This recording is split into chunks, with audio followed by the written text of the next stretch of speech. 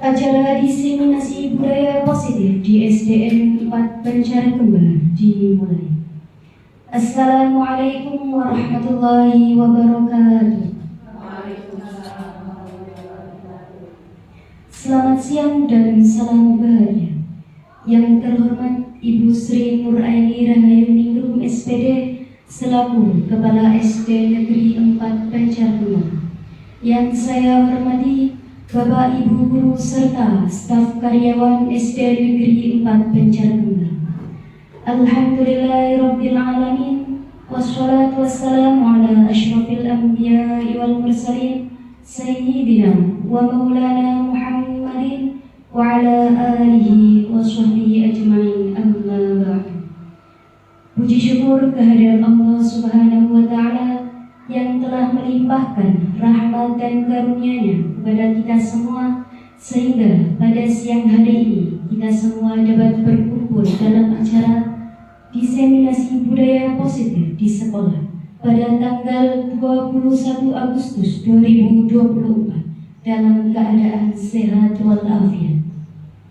Salawat serta salam senantiasa kita curahkan kepada Nabi Agung Muhammad Sallallahu Alaihi Wasallam. Semoga kita termasuk umat yang mendapat syafaat di hari akhir. Amin, amin, ya Rabbal Alamin. Bapak Ibu yang saya hormati, perkenankanlah saya menyampaikan susunan acara pada siang hari ini. Acara yang pertama, pembukaan. Acara yang kedua, menyanyikan lagu Indonesia Raya. Acara yang ketiga, sambutan kepala sekolah. Acara yang keempat, kegiatan diseminasi. Yang kelima, lain-lain. Yang keenam, penutup. Bapak Ibu yang saya hormati, marilah kita buka acara pada siang hari ini dengan bacaan basmalah bersama. Bismillahirrahmanirrahim. Acara yang kedua adalah menyanyikan lagu Indonesia Raya. Kepada hadirin dimohon berdiri.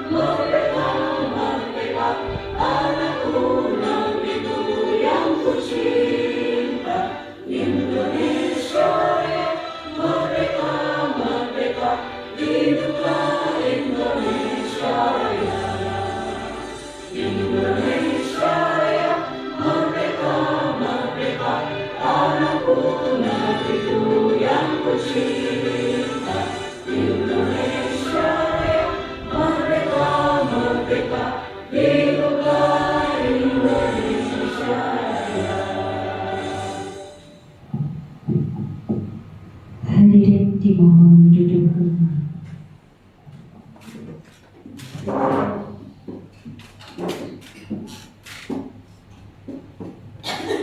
Bapak Ibu yang saya hormati, kita lanjutkan acara yang ketiga, yaitu sambutan kepala sekolah. Kepada Ibu Sri Nur Aini Rahayu Ningrum SPD dipersilakan.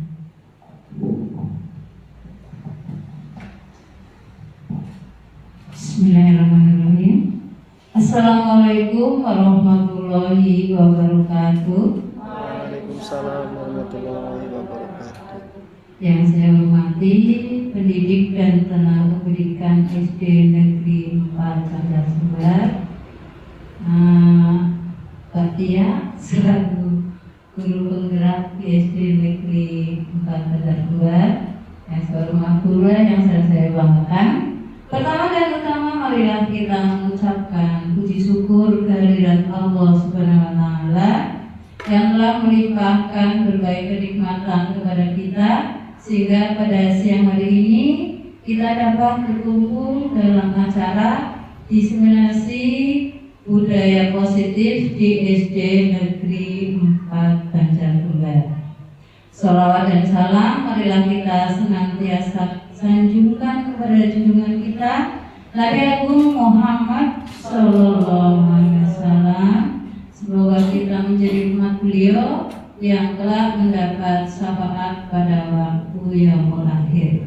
Amin amin ya rabbal alamin. Bapak Ibu yang saya hormati, pada siang hari ini kita akan belajar bersama ya dengan Ibu Nurtia selaku guru penggerak di SD Negeri 4 Banjarnegara.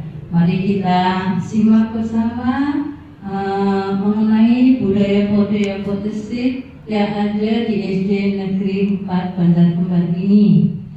Kita doakan semoga Nurtia di dalam melaksanakan tugas ini dapat berjalan dengan lancar, diberi kesehatan, sukses ya. Ya, ini semua. Ini juga saya mengajak pada teman-teman SD Negeri 4 Banjarnegara, ayo yang masih muda-muda ini, Bu Nuning ya, ini Bu Maya ya, ini nanti menyusul Bu Tia menjadi guru penggerak ya. Amin ya, biar nanti insya Allah lah, semuanya pasti punya kemampuan ya. Jadi ini nanti mari kita simak bersama penjelasan dari Bu Nurtia.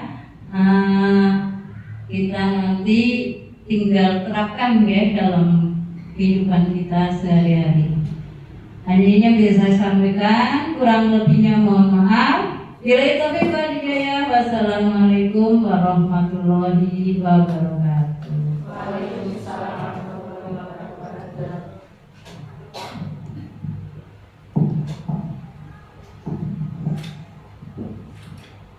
Acara selanjutnya adalah acara inti, yaitu diseminasi budaya positif di sekolah yang akan disampaikan oleh Ibu Nurtia Lestari SPD. Kepada beliau dipersilakan. Terima kasih. Bismillahirrahmanirrahim. Rabbi shrah li sadri wa yassir li amri wahlul 'uqdatam min lisani yafqahu qawli. Amin. Assalamualaikum warahmatullahi wabarakatuh. Yang terhormat Ibu Sri Nuraini Rahayuningrum SPD selaku Kepala SD Negeri 4 Banjarnegara, yang saya hormati pendidik dan juga tenaga kependidikan SD Negeri 4 Banjarnegara. Alhamdulillah, puji syukur kehadirat Allah Subhanahu wa Ta'ala pada siang hari ini. Dengan rahmatnya, dengan ridhonya, kita semua bisa hadir berkumpul dalam kegiatan diseminasi budaya positif yang termasuk menjadi tugas saya nih Bapak Ibu selaku calon guru penggerak angkatan 11 dari Kabupaten Banyumas, Jawa Tengah. Salawat dan salam senantiasa kita haturkan kepada Nabi junjungan kita, Nabi besar Muhammad Sallallahu Alaihi Wasallam. Semoga kita semuanya adalah umat yang telah mendapat syafaatnya di hari Yaumul Hisab. Allahumma amin ya rabbal alamin. Bapak Ibu, di siang hari ini kita santai saja, jangan tegang-tegang jadi merasa ujian nasional ini. Kita santai saja nih Bapak Ibu, semoga tidak ngantuk. Saya sebelumnya ucapkan terima kasih sekali sudah hadir di sini di ruangan kelas 2 kelas saya nih Bapak Ibu untuk menghadiri acara diseminasi berkaitan dengan tema budaya positif. Ini biar kita agak gak tegang nih. Saya melihat mukanya jadi terlihat saya ikut tegang ini. Kita seperti anak-anak ya, tepuk semangat dulu ya. Iya. Biar jadi agak mencair suasananya. Mohon maaf sekali siang hari ini yang habis makan siang. Biasanya gimana Bu? Kalau habis makan itu? Nah itu sama ya Bu. Pasti ngantuk. Nah biar gak ngantuk dulu saya minta sekali kita tepuk semangat dulu ya. Semoga tepuk semangatnya bikin kita jadi sedikit gak ngantuk gitu ya. Tepuk semangat. Semangat.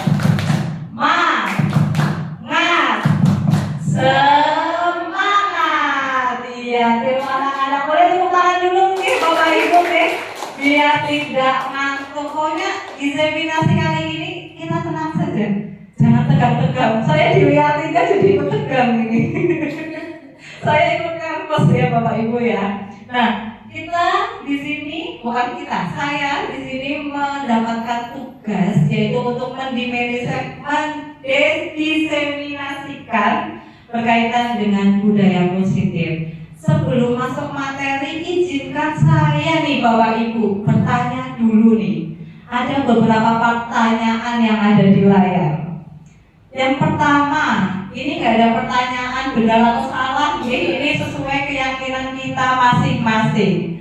Saya ingin bertanya Bapak Ibu, pemberian hukuman apakah benar dapat mendisiplinkan siswa nih? Menurut Bapak Ibu kira-kira itu kalau kita memberikan hukuman, apakah itu salah satu wujud nyata kita untuk mendisiplinkan siswa? Kira-kira betul atau enggak ini Bu Guru Salsa? Nah, gimana menurut Bu Salsa? Pendapat Bu Salsa, apakah pemberian hukuman itu dapat mendisiplinkan siswa Bu Salsa? Baik, terima kasih. Menurut saya mungkin di beberapa kasus pemberian hukuman dapat berlaku untuk mendisiplinkan siswa. Namun bukan berarti dalam seluruh kasus yang terjadi di sekolah pemberian hukuman itu dapat mendisiplinkan siswa. Bisa jadi dengan memberikan hukuman kepada siswa, siswa itu tidak merasa jera akan perbuatannya, malah akan mengulanginya di lain waktu, malah merasa ibaratnya malah seperti menantang guru untuk semakin diberikan hukuman tersebut. Itu menurut saya. Terima kasih Bu Salsa, boleh tepuk tangannya ya. Iya, tidak ada jawaban yang benar atau salah ya, namanya juga bertanya. Seperti kita tahu, kita sekarang membersamai generasi Z atau generasi apa ya sekarang dengan berbagai kategorinya. Ternyata hukuman itu kalau menurut Bu Salsa tadi benar sekali ya, tidak semua kasus, tidak semua masalah harus diberi hukuman, tapi ada masanya untuk masalah-masalah tertentu. Begitu, oke? Terima kasih Bu Salsa. Yang kedua, menarik ini pertanyaannya. Izinkan saya bertanya ke Bapak Ibu guru hebat. Nomor 2, pemberian hadiah dapat meningkatkan prestasi siswa. Nah, izinkan saya bertanya kepada Ibu guru di sini. Nah, Bu Isa nih. Izinkan saya bertanya Bu. Menurut Bu Isa, setuju tidak apabila guru itu kalau memberikan hadiah dapat meningkatkan prestasi siswa? Kalau menurut Bu Isa gimana Bu? Terima kasih Bu Tia atas kesempatannya. Menurut saya pemberian hadiah untuk meningkatkan prestasi siswa bisa saja untuk meningkatkan motivasi belajarnya. Kalau ada kemauan belajar dari siswa kan tentu mempengaruhi prestasi siswa, tapi tidak selalu setiap pembelajaran guru itu memberikan hadiah setiap waktu gitu kan Bu. Mungkin bisa setelah satu semester saat pergantian semester atau kenaikan gitu, kayak pengumpulan bintang-bintang gitu. Nanti bintangnya siapa yang paling banyak, nanti mereka yang dapat penghargaan atau hadiah. Terima kasih. Oke, terima kasih Bu Isa. Boleh tepuk tangannya Bapak Ibu guru, oke?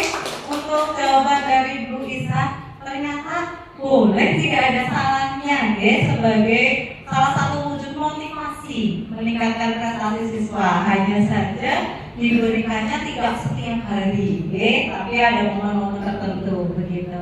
Terima kasih Bu Guru Giza. Lanjut pertanyaan ketiga, mohon izin Bapak Ibu.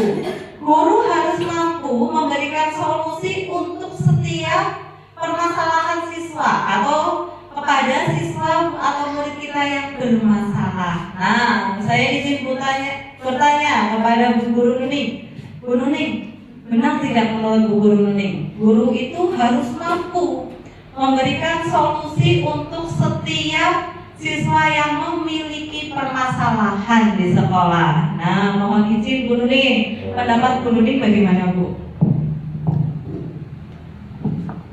Kalau menurut saya itu guru memang harus mampu dan bisa memberi solusi untuk setiap siswa yang bermasalah. Karena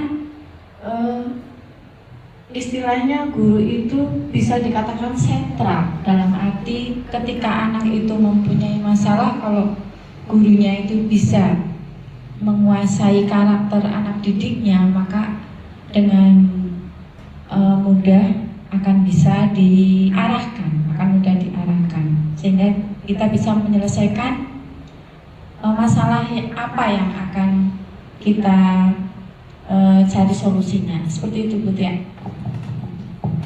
Izin mohon tepuk tangan dulu untuk Bu Nuning. Betul sekali, terima kasih Bu Nuning. Kita itu sebagai sebuah center di sekolah, ketika ada anak didik kita yang memiliki masalah, sudah sewajibnya kita menuntun, mendampingi murid-murid kita dalam menyelesaikan masalahnya. Oke, terima kasih sekali Bu Nuning. Yang terakhir, izin bertanya Bapak Ibu. Menurut Bapak Ibu nih, guru berperan juga sebagai teman bagi siswa. Nah, mohon izin Bu Yogi. Bagaimana menurut pendapat Bu Yogi berkaitan dengan pertanyaan nomor 4? Guru berperan juga sebagai teman bagi siswa dalam proses pembelajaran. Izin Bu Yogi. Terima kasih. Iya, bagi saya guru itu tidak hanya sebagai pendidik di depan, sebagai orang tua, namun juga bisa berperan sebagai teman bagi siswanya, agar siswa tersebut mau mencurahkan apa yang dia rasa, dan gurunya bisa merasakan menjadi posisi sebagai teman seperti apa, sehingga nanti ketika ada permasalahan atau terjadi sesuatu dalam pembelajaran bisa saling berkolaborasi. Seperti itu Ibu. Terima kasih luar biasa. Tepuk tangan dulu dong semuanya, Bapak Ibu guru hebat. Terima kasih jawabannya. Luar memposisikan diri kita sebagai seorang teman. Oke. Terima kasih Bapak Ibu. Ini untuk pembuka kita masuk kegiatan kita pada hari ini, yaitu berkaitan dengan budaya positif atau positive mindset. Mindset, pola pikir. Pola pikir kita yang sudah membudaya. Nah, tidak hanya untuk anak, sejujurnya saja kita sebagai pendidik itu memiliki PR.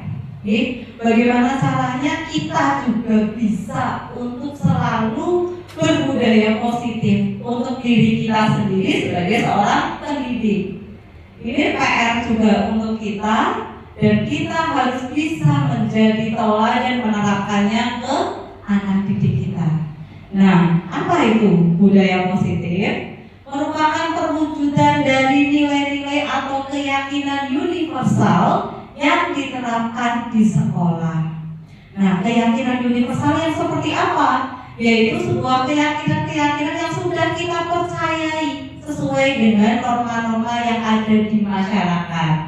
Karena kita berada di lingkungan pendidikan atau lingkungan sekolah, maka keyakinan universal yang kita yakini sudah terangkum dalam 6 dimensi profil pelajar Pancasila.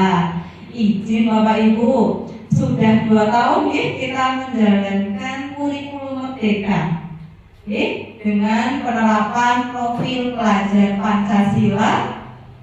Ada 5 dimensi. Boleh nyanyi bersama, masih ingat lagunya? Boleh deh, biar gak ngantuk. 1, 2, mulai. Pelajar Pancasila beriman dan bertakwa pada Tuhan Yang Esa dan berakhlak mulia, berkebinekaan global, gotong royong mandiri, kreatif dan bernalar kritis. Nah, terima kasih Bapak Ibu. Ini dia 5 nilai keyakinan universal atau yang sudah kita yakini sebagai nilai-nilai yang harus kita jalankan sebagai peran kita di sekolah sebagai pendidik dan anak didik kita sebagai murid-murid kita yang harus kita tuntun pertumbuhannya, perkembangannya sebagai manusia yang merdeka. Begitu nih Bapak Ibu untuk menerapkan budaya positif. Nah, di dalam budaya positif ini ada 5 prinsip dasar. Ada prinsip inti di dalamnya sebelum kita melaksanakan budaya positif. Apa saja sekiranya 5 prinsip itu? Yang pertama, di dalam budaya positif itu ada disiplin positif. Jadi berbeda antara budaya positif dan disiplin positif itu sesuatu yang berbeda. Jadi disiplin positif itu masuk ke dalam budaya positif. Selanjutnya ada motivasi perilaku manusia. Nanti dibedakan menjadi 3 motivasi menurut ahli. Selanjutnya yang ketiga adalah posisi kontrol guru. Nah, ini menarik di sini. Nanti kita belajar ada 5 posisi kontrol guru. Selanjutnya ada keyakinan sekolah atau keyakinan kelas. Di sini nanti juga kita bahas kenapa tidak peraturan sekolah, tapi harus keyakinan sekolah atau keyakinan kelas.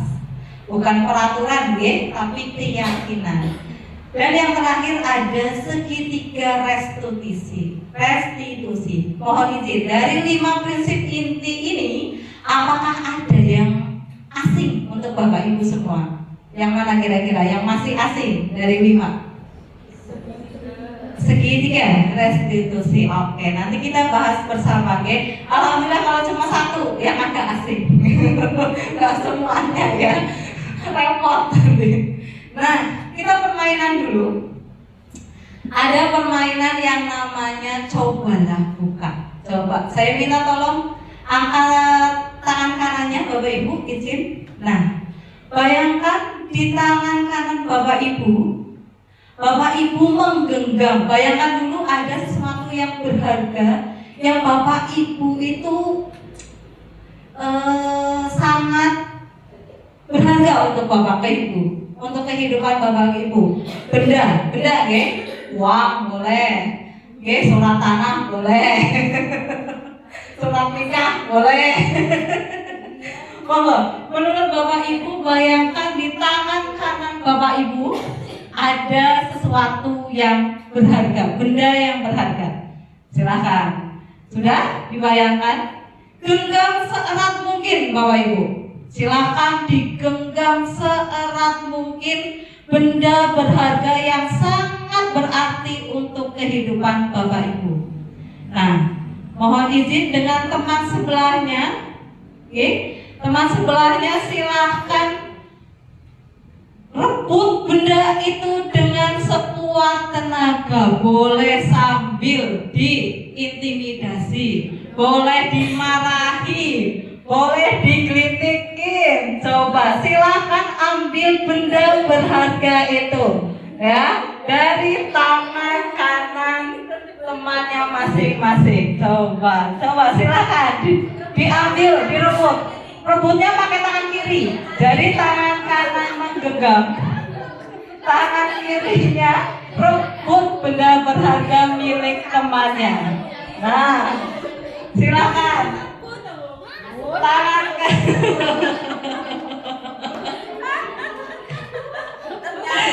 Iya, pastikan benda berharganya tidak lepas dari genggaman tangan kanan Bapak Ibu semua, oke? Oke, ada yang berhasil mengambil? Ada yang berhasil? Tidak? Tidak? Oke, berarti semuanya berhasil mempositif. Kita itu harus yakin mempertahankan apa yang berarti dalam kehidupan kita.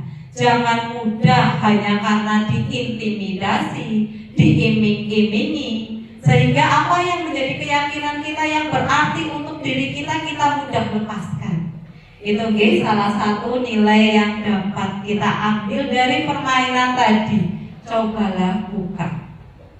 Nah, kita masuk ke materi pertama Bapak Ibu, yaitu berkaitan dengan disiplin positif. Itu adalah salah satu prinsip pertama yang masuk pada budaya positif.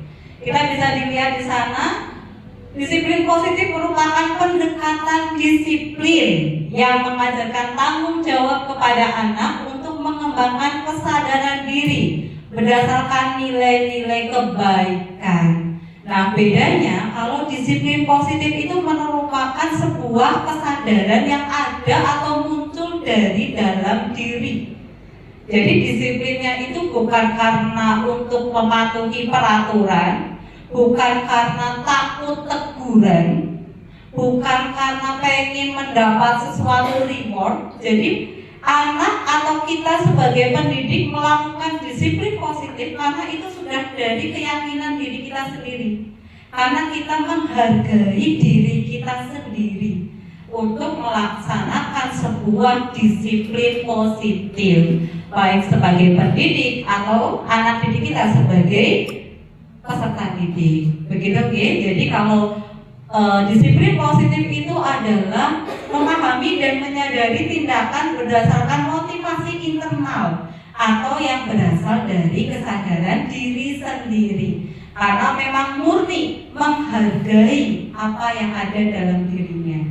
Begitu ya, itu kalau berkaitan dengan prinsip disiplin positif. Jadi merupakan salah satu cara penerapan disiplin yang bertujuan untuk menumbuhkan kesadaran serta memberdayakan anak untuk melakukan sesuatu tanpa harus ada sokokan, ancaman maupun hukuman, bahkan reward sekalipun.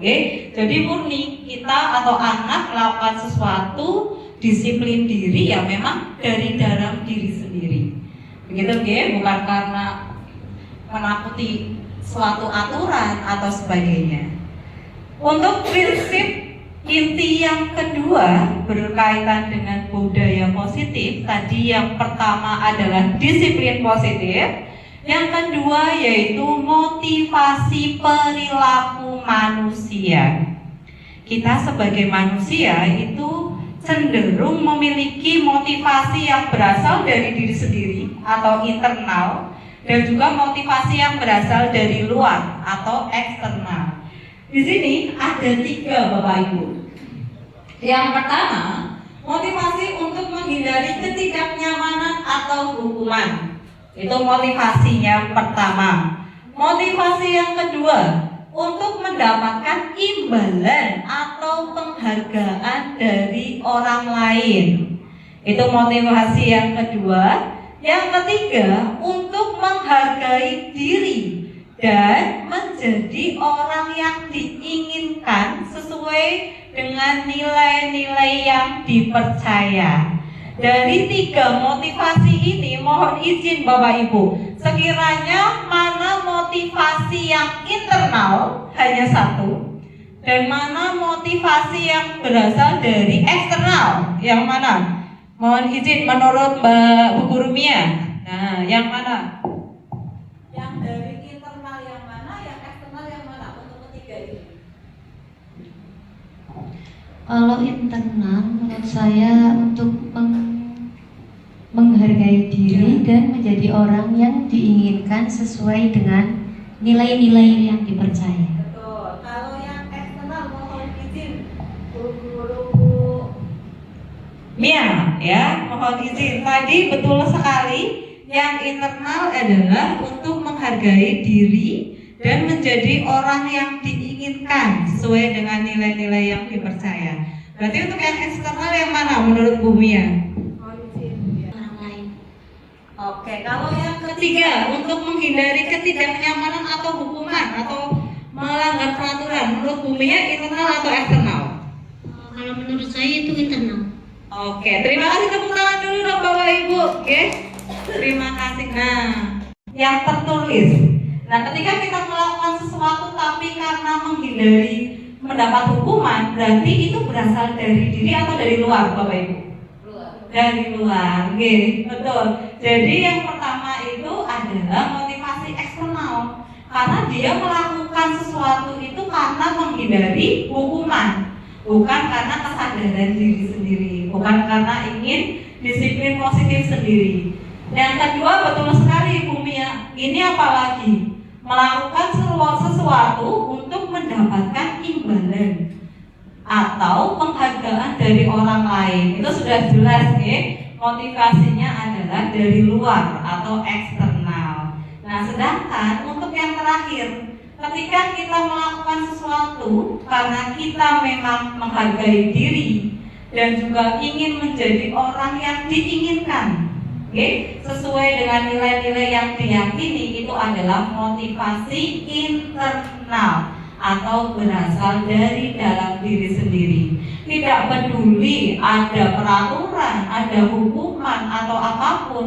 Kalau memang kita melakukan sesuatu itu berdasarkan sesuatu yang kita yakini itu baik, sesuai dengan norma di masyarakat, nah kita melakukan itu karena memang kesadaran diri, menghargai diri kita sendiri sebagai insan pembelajar dan juga insan merdeka. Selanjutnya Bapak Ibu guru hebat, kita masuk ke posisi kontrol dalam penerapan disiplin. Seperti yang di awal tadi, izinkan saya menyampaikan, kita ini sebagai generasi, ada mohon izin ya, ada generasi baby boomer, generasi X, generasi Y, dan sekarang adalah masuk generasi Z atau generasi Alpha. Nah, tugas kita sungguh berat nih Bapak Ibu. Kita mungkin dulu waktu kita masih sekolah masih mengalami bahasanya itu didikan VOC. Mungkin kalau saya ya, didikan zaman dulu itu masih didikan VOC. Tapi seiring beriringnya waktu, sesuai dengan filosofi pendidikan menurut Ki Hajar Dewantara, sesuai dengan kodrat alam dan juga kodrat zaman sekarang, anak didik kita yang masuk ke generasi Z atau generasi Alpha itu sudah tidak bisa apabila diberlakukan seperti didikan pada zaman dulu. Nah, pentingnya posisi kontrol seorang guru di sini dalam penerapan disiplin ada 5 ya Bapak Ibu ya. Yang pertama, ini udah apa ya? Ini agak-agak berat, tapi memang sudah kita seperti dilema ya sebagai penghukum. Nah, penghukum di sini agak cukup menggelitik, hukuman yang seperti apa sebenarnya ya Bapak Ibu ya? Ada posisi sebagai penghukum, pembuat merasa bersalah. Jadi posisi guru ini apakah dia ketika memiliki anak didik yang bermasalah, apakah kita memposisikan diri kita langsung sebagai penghukum, atau di atasnya diposisikan sebagai pembuat merasa bersalah. Jadi anak didik kita itu diberikan sebuah kondisi di mana dia jadi sangat merasa bersalah atas kesalahannya. Atau yang ketiga, ketika murid kita melakukan kesalahan, kita memposisikan diri sebagai teman terlebih dahulu. Jadi lebih enak ngobrolnya, lebih bisa mendampingi anak tapi sebagai teman. Di teman ini ada sisi positifnya dan ada sisi negatifnya. Terkadang kalau kita tidak ada batasan sebagai teman, ada kalanya anak didik kita jadi kurang tahu posisi. Itu kurang baiknya. Tapi ketika kita sebagai teman tapi tetap tahu posisi kita, batasannya seperti apa, akan lebih dekat merangkul, mendampingi anak kita. Jadi walaupun sebagai posisi teman, tetap harus bisa memposisikan diri, membatasi diri antara posisi kita sebagai guru dan juga posisi kontrol sebagai teman, serta murid sebagai anak didik kita yang kita dampingi. Begitu ya Bapak Ibu. Selanjutnya untuk posisi pemantau. Nah ini lebih pemantau, mengamati, mengamati bagaimana kita bisa mengambil solusi dari permasalahan anak didik kita. Nah ini yang terakhir yang kita sebagai pendidik diharapkan semuanya bisa di posisi ini, Mas Menteri, di posisi manajer. Jadi sekarang guru-guru diharapkan dapat menempatkan diri pada posisi kontrol dalam penerapan disiplin di posisi manajer. Apa bedanya? Kita lihat. Nah, sebelum masuk ke posisi manajer, kita lihat dulu nih.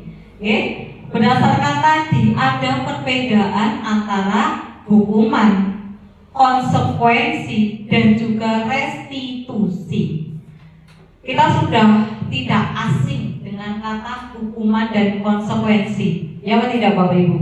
Sudah dari zaman kita sekolah, Kalau hukuman itu kan sesuatu yang memang sudah bersifat satu arah biasanya, anak dihukum misalnya oleh gurunya atau oleh orang tuanya. Itu kan satu arah. Ada orang yang memberikan hukuman. Nah, hukuman ini bisa berupa hukuman fisik, bisa hukuman psikis, atau hukuman hanya secara verbal, kata-kata. Yang sekiranya kata-kata itu menghukum atau mengintimidasi. Dan biasanya kalau hukuman itu satu arah, begitu nggih? Hanya guru yang memberikan.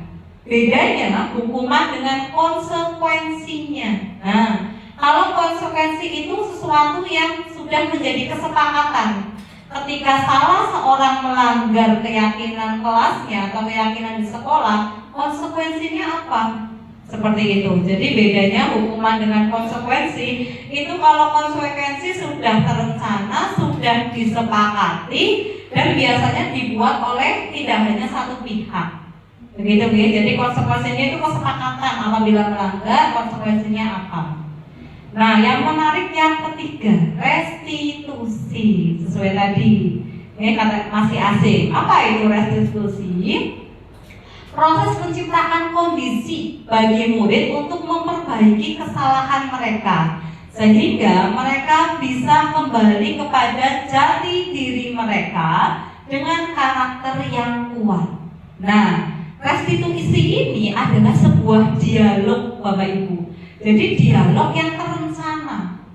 Ada 3 tahap atau ada 3 rancangan yang kita sebut segitiga restitusi. Dalam rangka apa?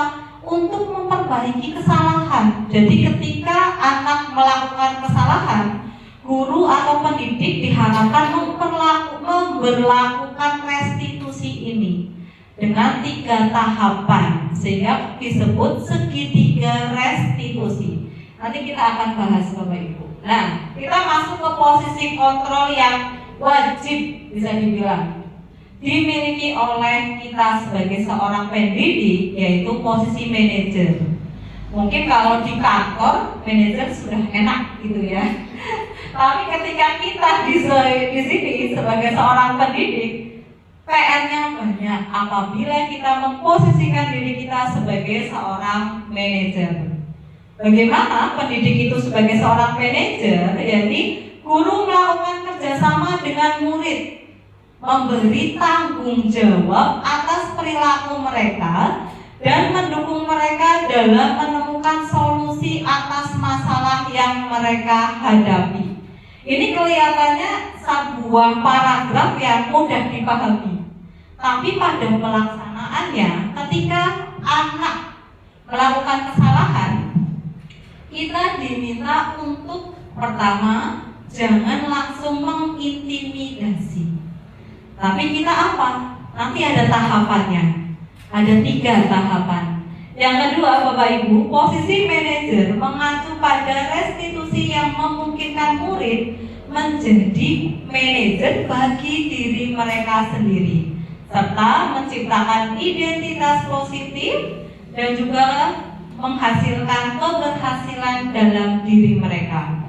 Ini agak complicated ya, sebenarnya seperti apa sih posisi manajer dan juga segitiga restitusi? Nanti ada cuplikan videonya.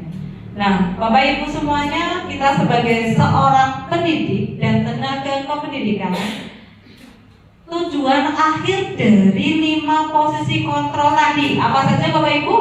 Penghukum, pembuat merasa bersalah, sebagai teman, sebagai pemantau, dan yang terakhir sebagai manajer. Nah, pencapaian yang paling tinggi apabila kita sudah bisa sebagai seorang pendidik yang memposisikan posisi kontrol kita sebagai manajer. Oke, Bapak Ibu, tujuannya apa? Menciptakan sebuah lingkungan belajar yang well-being ekosistem, yaitu yang aman, nyaman, yang positif, atau kalau bahasa kita yang jangan toksik, Bapak Ibu, baik antara sesama guru atau guru dengan murid atau semua unsur yang ada di sekolah kita. Jadi itulah tujuan utamanya, yaitu menciptakan well-being ekosistem, sekolah yang aman, nyaman, positif, saling mendukung antar semua unsur di dalamnya.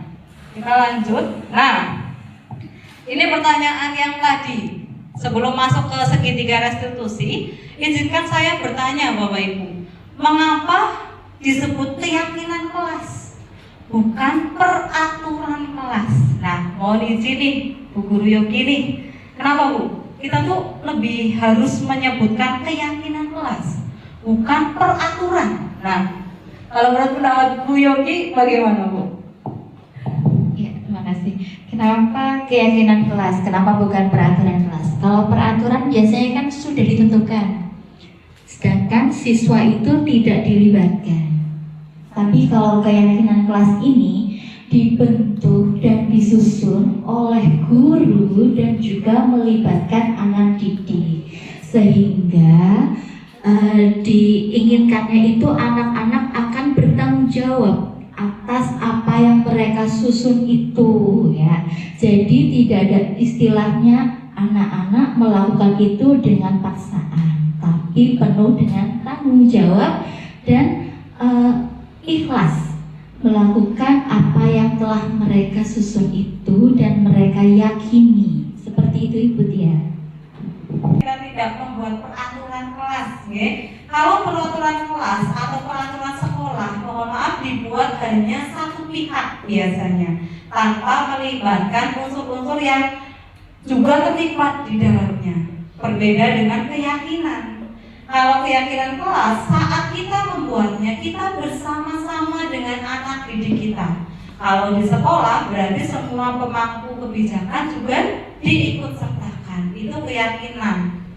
Sehingga saat kita melakukan itu, melakukan segala peraturan agama, segala yang sudah dituliskan, itu berdasarkan tanggung jawab. Karena itu adalah sesuatu yang kita yakini bersama-sama. Begitu nggih? Bedanya keyakinan kelas dengan peraturan kelas. Jadi ketika kita membuat sebuah aturan, itu mohon maaf, alangkah lebih baiknya bukan peraturan tapi keyakinan dan dibuat bersama-sama. Nah, mohon saya lanjutkan.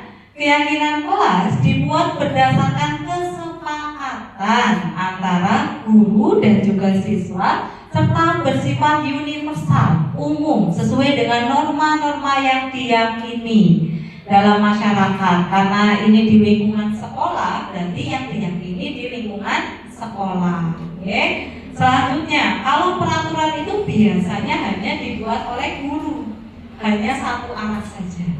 Begitu guys, sudah jadi dipajang, ini peraturan kelas kita, anak ikuti. Nah, itu kan berarti seperti dipaksakan. Sedangkan kalau keyakinan kelas itu kita buat bersama-sama apa yang menjadi keyakinan kita.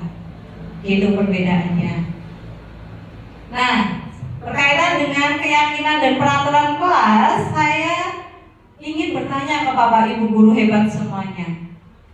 Mengapa kita memiliki peraturan tentang penggunaan helm pada saat mengendarai kendaraan dua atau motor? Nah, keyakinan apa yang mendasari kita itu harus memakai helm saat berkendara sepeda motor? Jadi keyakinan untuk apa apabila kita memakai helm itu? Keyakinan apa yang kita miliki sebelum masuk ke peraturan? Mohon izin Bu Maya.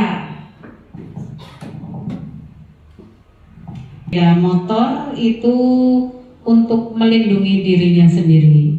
Ya, jika terjadi sesuatu itu artinya kita antisipasi terlebih dahulu. Sebelum sesuatu terjadi, kita mengantisipasi jikalau tiba-tiba ada sesuatu yang terjadi di jalan. Jadi peraturan atau keyakinan kita dalam penggunaan helm itu sangat yakin bisa melindungi diri kita sendiri, gitu. Aturannya, tapi itu juga menjadi sebuah keyakinan kita. Untuk apa? Keyakinan keselamatan diri sendiri. Begitu nih Bapak Ibu, itu. Yang kedua, kalau ini keyakinan apa? Mengapa kita memiliki peraturan tentang penggunaan masker dan juga mencuci tangan, terutama ketika terjadi wabah atau pandemi? Itu keyakinan untuk apa? Kalau yang pertama tadi betul sekali, semuanya keyakinan untuk keselamatan diri. Tapi kalau yang kedua berkaitan dengan masker dan mencuci tangan, mohon izin nih, siapa yang belum nih? Bu Miza, ya, yang dekat. Ini tentunya alasannya kesehatan Bu. Jadi kita kan pengen sehat terus. Kalau kena wabah pandemi gitu kan, kita isolasi di dalam suatu ruangan kayak gitu kan nggak mengenakan. Terima kasih Bu. Terima kasih, boleh tepuk. Jadi salah satu keyakinan kita menjaga kesehatan ya dengan cara memakai masker, mencuci tangan, bahkan ada juga yang memakai APD, atribut lengkap. Begitu. Terima kasih Bapak Ibu guru hebat berkaitan dengan keyakinan dalam melakukan sesuatu yang kita yakini tanpa harus dipaksa oleh aturan. Nah, Bapak Ibu guru hebat, ketika kita sudah meyakini sesuatu, ternyata kita juga sebagai seorang manusia memiliki 5 kebutuhan dasar yang sangat mendasari kita sebagai manusia untuk terus hidup. Apa saja kiranya? Yang pertama, yaitu kebutuhan dasar untuk bertahan hidup. Ini sesuai dengan fisiologi, Jadi bagaimana cara kita itu bisa bertahan hidup? Salah satunya ya dengan kita makan, minum. Itu kan salah satu kebutuhan dasar supaya kita bisa terus hidup dan bertahan hidup. Kebutuhan dasar yang kedua, nah ini agak sensitif nih. Kebutuhan kasih sayang dan kebutuhan rasa diterima. Itu lebih ke psikologi. Jadi bagaimana kita itu membutuhkan kasih sayang dan juga rasa diterima di mana kita berada. Itu penting sekali. Ketika kita menjadi seorang manusia, ini merupakan salah satu asupan tangki cinta kita, yaitu rasa kasih sayang dan juga rasa diterima. Berat ya. Yang ketiga, yaitu kebutuhan penguasaan. Nah, ini dari segi manusiawi kita itu ada sisi kebutuhan untuk mampu menguasai. Minimal kita menguasai diri kita sendiri, menguasai anak didik kita di kelas. Itu saja, itu kan sebuah kebutuhan dasar. Ketika kita bisa menguasai, maka kita memiliki andil di dalamnya. Selanjutnya kebutuhan kebebasan. Nah, ini menarik di sini. Jadi ada momen-momen tertentu ketika kita terlalu kaku, terlalu dikekang oleh aturan. Sebagai seorang manusia ada kalanya ingin bebas, ingin lepas, tidak terlalu terikat. Begitu juga dengan anak didik kita.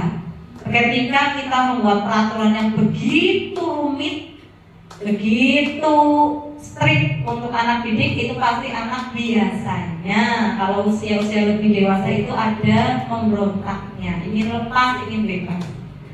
Dan yang terakhir yaitu kebutuhan kesenangan. Nah, ini dari usia berapapun itu membutuhkan kebutuhan ini. Pasti ada entertainnya atau kesenangannya sesuai dengan umurnya masing-masing. Jadi kalau kita membutuhkan kebutuhan kesenangan dengan cara kita sendiri, begitu juga anak didik kita. Ada fase-fase mereka di mana mereka senang banget belajar, tapi sambil kesenangannya itu sambil di lantai atau sambil di bawah pohon. Mereka merasa senang, merasa bebas. Itu dia 5 kebutuhan dasar yang kita sebagai seorang pendidik harus mempelajari, meyakini, dan juga harus belajar kebutuhan ini di anak didik kita. Begitu sebelum kita mempelajari benar-benar apa yang dibutuhkan anak didik kita. Nah, kita masuk ke pembahasan yang terakhir, yaitu tadi segitiga restitusi. Jadi segitiga restitusi ini adalah sebuah dialog tahapan untuk menyelesaikan suatu masalah. Nah, dari yang paling bawah itu tahap yang pertama, yaitu kita harus ketika menghadapi suatu masalah dengan anak didik kita, tahapan pertama yaitu menstabilkan identitas dari masalah yang kita hadapi anak didik kita yang sedang memiliki masalah. Contohnya, caranya bagaimana? Nah, ketika kita menghadapi anak yang bermasalah, kita lakukan tahap yang pertama ini. Stabilkan dulu identitas anak. Walaupun kita masih di anak usia SD, tapi ini untuk usia SMP, SMA ini sangat dibutuhkan karena mereka sedang masa-masa peralihan. Nah, menstabilkan identitasnya, misalnya sebagai seorang guru kita berkata, sebelum kita mempertanyakan masalah, setiap orang pasti pernah melakukan kesalahan. Begitu juga dengan Bu Guru, kamu juga tadi melakukan kesalahan. Itu distabilkan dulu. Kita jangan langsung menghakimi apa kesalahannya. Bisa juga dengan cara, kamu bukan satu-satunya yang pernah melakukan kesalahan ini. Jadi ketika kita dihadapi anak yang sedang bermasalah, kita dudukkan, kita stabilkan dulu emosinya. Kita sebagai guru yakin pasti anak didik kita itu tahu mereka melakukan kesalahan. Kita tinggal stabilkan dulu emosinya, psikologinya, identitasnya. Dengan cara salah satu tadi contoh kita menstabilkan identitas dengan berdialog seperti tadi. Setelah kita menstabilkan identitas, sudah cukup tenang, lanjut ke validasi kebutuhan. Nah, contohnya bagaimana validasi kebutuhannya? Kita tanyakan, kamu ketika melakukan kesalahan tadi pasti memiliki alasan mengapa melakukan itu. Ini luar biasa ya, kita di guru SD itu udah kayak guru BK. Dan juga kita bisa melakukan validasi kebutuhan dengan, adakah cara yang lebih efektif untuk mendapatkan apa yang kamu butuhkan? Kenapa harus melakukan kesalahan seperti tadi? Contohnya, kita sesuaikan dengan kesalahan atau kekeliruan anak didik kita. Jadi tahapannya seperti itu. Jadi diharapkan kita bisa sebagai pendidik melakukan segitiga restitusi ini. Dan yang terakhir, ketika sudah berdialog seperti itu, anak sudah bisa mengeluarkan pendapatnya, kita menanyakan dulu keyakinan anak sesuai dengan yang sudah kita sepakati bersama. Kamu tadi sudah tahu, sudah memberikan alasan ke Bu Guru. Berarti kamu tahu tidak keyakinan apa yang sudah kamu langgar? Nah, itu pentingnya keyakinan kelas atau keyakinan sekolah. Jadi itu adalah sebuah kesepakatan. Ketika dia melanggar, jadi dia menyadari, oh iya, saya sudah melanggar keyakinan yang sudah saya buat bersama Bu Guru. Begitu nggih? Atau kita tanya lagi, nah, sebenarnya kamu ingin menjadi orang yang seperti apa? Ini memang sepertinya, diterapkan itu kalau belum terbiasa agak ribet gitu. Dengan beban kita yang luar biasa sebagai seorang pendidik, tapi memang ini adalah panggilan jiwa, panggilan hati kita. Kita coba, bismillah, kita posisikan diri kita sebagai penuntun atau among anak didik kita, tidak hanya pada saat belajar, tapi pada saat melakukan kesalahan dengan melaksanakan ini. Jadi diharapkan itu pendidik, tenaga kependidikan juga bisa melaksanakan segitiga restitusi ketika ada sebuah persoalan. Gitu nih Bapak Ibu nggih, puncaknya. Nah, jadi inti dari segitiga restitusi tadi adalah proses dialog yang dijalankan oleh guru agar dapat menghasilkan murid yang mandiri dan bertanggung jawab. Jadi di sana ada solusi yang didapatkan dengan dua arah, serta kita lebih dekat dengan anak, kita validasi tindakannya, kita tahu kebutuhan dasar dia apa. Karena sebagai seorang pendidik itu kita menghadapi bermacam-macam anak dengan berlatar belakang yang berbeda-beda. Oke, luar biasa, ada yang memang mohon maaf kebutuhan dasar kasih sayang dan rasa diterimanya belum terpenuhi, sehingga dia melampiaskan di sekolah dengan berbagai tingkahnya. Jadi kita lihat dulu kebutuhan dasar apa ini anak. Begitu nih Bapak Ibu, yang pastinya kuncinya juga sabar. Itu memang beratnya di situ. Sabar, ini mudah diucapkan tapi ketika dilaksanakan bismillahirrahmanirrahim. Gitu nih Bapak Ibu. Nah, mohon sebentar. Ini ada cuplikan ketika saya berusaha, walaupun belum sempurna, ada 2 video lagi mempraktikkan segitiga restitusi. Nah, ini hanya sebuah contoh, Bapak Ibu, ketika kita sebagai pendidik ada sebuah permasalahan dan kita menyelesaikan masalahnya dengan segitiga restitusi. Sebentar, saya coba konekkan dengan ini ya, agak segitiga restitusi. Oh, bagaimana kabarmu nak? Alhamdulillah. Mas Elvano, udah menanyakan sesuatu tadi saat pelajaran agama. Udah dapat kabar dari saya. Katanya Mas Elvano dan juga Alia bertengkar di kelas. Alia marah-marah sama Mas Elvano. Apakah ibu juga Mas Elvano? Ya sih, tadi Alia marah sama saya. Oh, Alia marah sama Mas Elvano. Boleh kamu biar tahu apa penyebabnya? Sebenarnya saya tadi ingin sedikit Mas Elvano melihat jawaban Alia. Apakah Mas Elvano tahu kalau menyontek itu tidak diperbolehkan? Saya takut Bu, saya sama sudah mencoba jawaban Anda. Alhamdulillah kalau Mas Elvano sudah menyadari kesalahan Mas Elvano. Dia senang sekali. Kita sebagai manusia pasti pernah melakukan kesalahan. Apakah Mas Elvano tahu ketika kita menyontek jawaban milik orang lain, berarti kita sudah melanggar keyakinan kelas kita. Iya Bu, saya melanggar keyakinan kelas kita untuk selalu bersikap jujur. Saya berjanji tidak akan mengulangi kesalahan lagi Bu.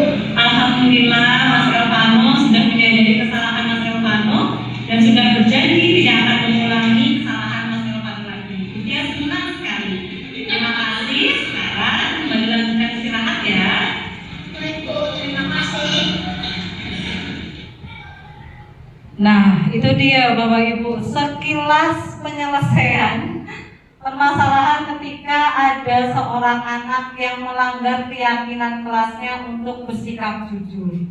Jadi tadi sebenarnya saya yakin sekali Bapak Ibu pasti sudah melakukan segitiga restitusi tadi. Cuma hanya saja mungkin tahapannya yang belum lengkap. Ada saja yang baru memvalidasi tindakan atau hanya menstabilkan identitas dan sebagainya. Jadi di sini diharapkan kita sebagai pendidik melaksanakan 3 langkah dalam segitiga restitusi. Dan yang paling penting, anak didik itu mengetahui ketika dia melanggar keyakinan kelasnya atau keyakinan yang sudah dimiliki oleh bersama. Nah, ini untuk yang kedua. Bagaimana kabar Nak? Alhamdulillah, Mbak Alia. Budia mau menanyakan sesuatu ya. Tadi Budia mendapat laporan dari Bu Maya. Katanya ketika pelajaran agama, Mbak Alia marah-marah di kelas, berteriak-teriak bahkan sampai memukul meja Elvan. Apakah itu benar, Mbak Alia? Benar sih Bu, karena saya marah sekali dengan El. Oh, karena Mbak Alia marah dengan El. Bolehkah Budia tahu alasannya kenapa? Soalnya El menyangka jawaban Bu. Oh, karena Mas Elvano mendapat jawaban Mbak Alia ya? Wah, Budia paham perasaan kamu Nak. Kalau Budia jadi makannya, Budia juga pasti akan marah seperti Mbak Alia. Karena menyontek itu adalah perbuatan yang tidak diperbolehkan. Budia tahu Mas Elvano sudah melakukan kesalahan dengan menyontek jawaban Mbak Alia.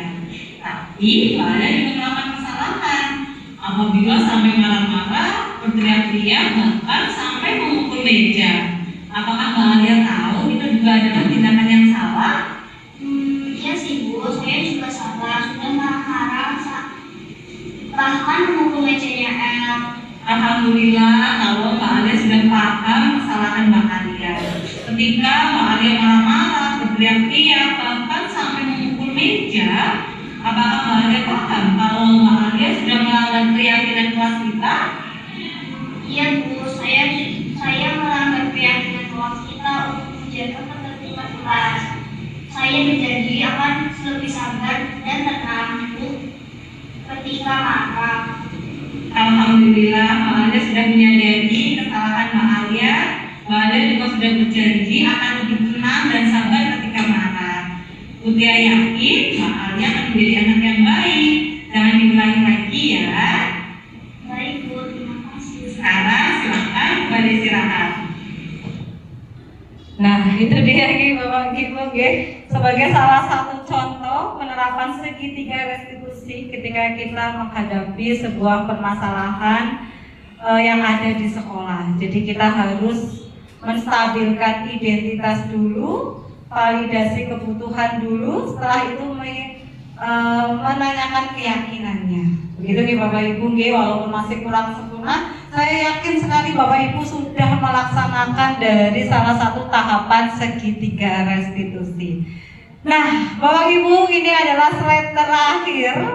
Itu artinya selesai kegiatan diseminasi berkaitan dengan budaya positif.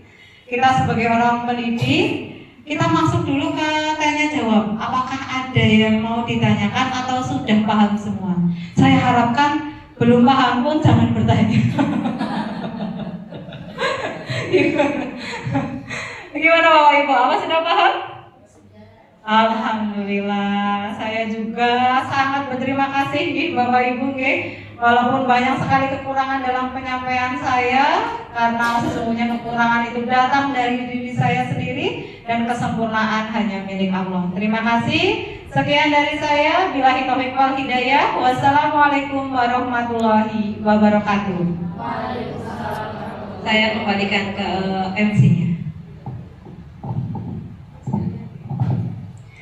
Acara yang terakhir yaitu penutup. Marilah kita tutup acara siang hari ini dengan bacaan hamdalah bersama. Saya memohon maaf yang sebesar-besarnya. Billahi taufiq wal hidayah. Wassalamualaikum warahmatullahi wabarakatuh.